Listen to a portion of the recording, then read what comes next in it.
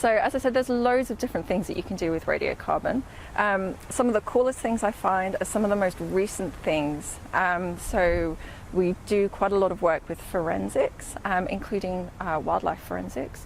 So we can see, for example, if a rhino or say a rhino horn or an elephant tusk is from an animal that was killed after the international bans on the hunting and sale of these kinds of materials, which is a really applicable and very important thing that we do. So there are loads of things that we wouldn't know without radiocarbon.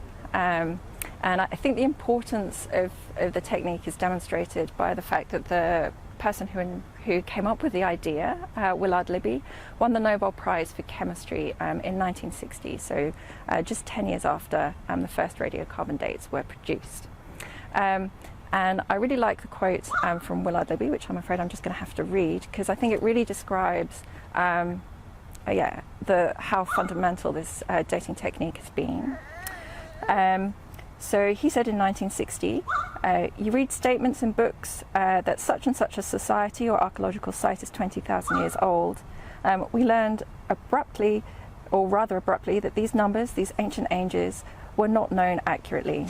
In fact, it is about the time of the first dynasty in Egypt that the first historical date of any certainty has been established. Okay, so it's largely due to radiocarbon that this situation has changed. So if we take, for example, what we've known about when people arrived in Australia, in the 1950s, it was thought that people only arrived a few thousand years ago.